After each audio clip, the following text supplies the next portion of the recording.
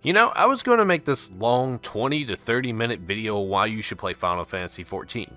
And to be honest, when I started playing Final Fantasy, I wasn't even intending to make a video. But halfway through my play, it clicked of why people should pick this game up and try it out. As a person who grew up playing Perfect World, Cabal Online, RuneScape, and all the classic MMOs, this game honestly shines in a very bleak market. But instead of that long video I was talking about, I'm going to do something very quick just to get you the information you need. Quick note, I also only did this with a free trial that allows you to play up to level 60 and access to the first two stories, Realm Reborn and Heaven's Ward. Before I begin though, if you could like the video, I'd greatly appreciate it.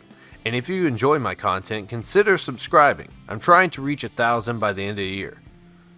So if you're unfamiliar with Final Fantasy's story and the lore that looms over it all you need to know is three things: Femboys, Darkness, and Light. Boom, now you know everything there is to know about a Square Enix game. Not to down on the story, but any game that's ever been made by them is pretty much centered around those three things. Looking at you, Kingdom Hearts. However, if you do want to take the time to become a Harvard professor on the lore, there's enough there to probably fill hundreds of encyclopedias, if not more. One of my critiques about 14 is it does have the MMO story trope until halfway through the first story, where you kind of just mindlessly drawn on without thinking about anything that's happening. Why am I searching for these missing boxes that this guy said they can't find, even though they're sitting 10 feet on the ground behind him? Later in the video, I'm going to go into detail about two main story elements that will be kind of spoilerish, so I'll end this segment right here with it's kind of good, alright, kind of not really good, it's kind of good. Next, I want to talk about the character customization, which is done pretty well for a free trial, unlike in other MMOs that require you purchase cosmetic sets to make your character look the way you want. I'm looking at you, Vindictus. There are 7 races, with 2 being locked behind the Shadowbringers expansion. So if you want to drop some extra cash to play as your lion or bunny persona, then this will be right up your alley. However, the races available are plenty to choose from, and I myself chose the Rogue Odin because it kind of looked like the Hulk. And as for classes, you have 5 martial classes and 3 magic classes, all of which can turn into a specialist class later on. Every class has a role in the battlefield, so I'm sure you'll find one that suits you. Side note, one unique thing even for the free trial is after a certain point in the story, you can switch your class on the fly to try a different playstyle. Combat is really enjoyable, and depending on your class, you have different options at your disposal. However, I do know that every class has its own set of rotations, which is skills that lead into skills that lead into other skills that lead into finishers. I chose the Pugilist class, which turns into a monk because my character was called the Incredibly Shy Hulk, so it fit pretty well. And as a person who's played this on a controller instead of a keyboard and mouse to avoid the carpal tunnel syndrome that I've given myself after many years of MMOs, also I'm just a giant scrub and I like men, it felt like playing a simplified fighting game. The learning curve is simple enough to figure out and rewarding when you get it down pat. Enemies will punch back and sometimes require you to dodge out of the way with a telegraph special move unique to them. This actually becomes detrimental when you start dungeoning. I had my instances where not paying attention had completely wiped out my party or led me to die. It's nice to have an MMO that keeps you on your toes and punishes you for thinking this is just a face roll your keyboard type of game. Now talking about the quests. Touching back on what I said earlier regarding the story, you have 4 types of quests: main story quests, side quests, dungeons, and class quests. As an MMO, you expect it to have a lot of quests, but as I was instructed to do by the people who constantly begged me to try this game out, you only need to play the main story quest in your class quest and dungeons. Side quests can be completely forgotten about and you still reach the same level about the same time as finishing the main story.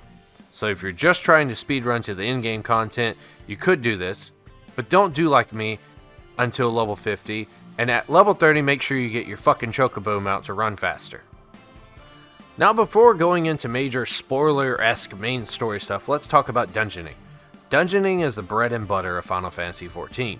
You can match with random players or NPCs if you're antisocial or you hate other people, depending on what dungeon you have selected, or randomly get put into. Each of them feature their own unique bosses and creatures that are a great break from questing.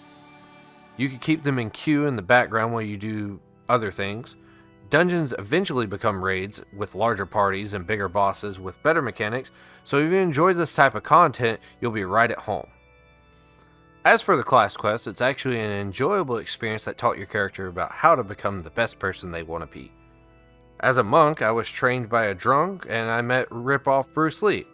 And if I say more, then it would spoil the pugilist class story. And I actually do recommend you play all the way through it and pay attention. Now, I'm not here to suck the proverbial dick at Final Fantasy and tell you the main story quest is the most interesting thing in the world. Till halfway through the main story quest, I could honestly not recall anything cool happening besides I met a femboy, then I met an old man, then I met a bunch of other people, and everybody randomly got voice acting. Main story quests consist heavily of go point A to point B, which a long way being tied into unlocking a dungeon. Halfway through the main story quest, it really picks up when the voice acting comes in, and everything kind of starts having more life put into it. Now, this next part is going to be spoiler heavy for certain boss fights, but it was honestly the most enjoyable and memorable fight out of the entire story. Let's talk about Raya Tansas Air Oven. Yeah, that's close enough for his fucking name. I call him Cannon Bro, because he's got 2 giant cannons on his arm. This fight right here lets you know that you're in the final arc of the game. It has tons of mechanics, has great boss design, and I mean he has 2 freaking cannons on his arm. He's a badass. He made you really put your skill in combat to the test. I'm not going to lie, I took it for granted at the beginning, and he completely wiped me randomly out of nowhere. But after trying a second time, it really made me appreciate how much detail went into this fight. For me, it set the bar for how the fights are going to be from now on. And without trying to be too cynical, most tried living up to what this was, but it was so personal that nothing was able to compare. Not saying the boss fights after this weren't challenging or memorable. This one just held a special place in my heart for how much of a badass this guy was, that I was sent here to assassinate him. I debated whether or not talking about this final part of the fight, so super spoiler warning if you want to keep it a surprise of what happens. Skip to the time listed, and we'll give you a couple seconds for that.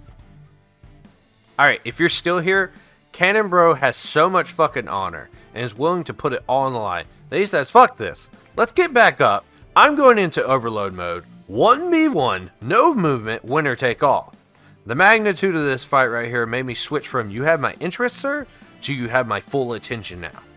This fight right here honestly helped push me through the rest of the story, in hopes of getting another challenge like this. The sheer amount of content you get to play for the free trial and the experiences are completely worth it.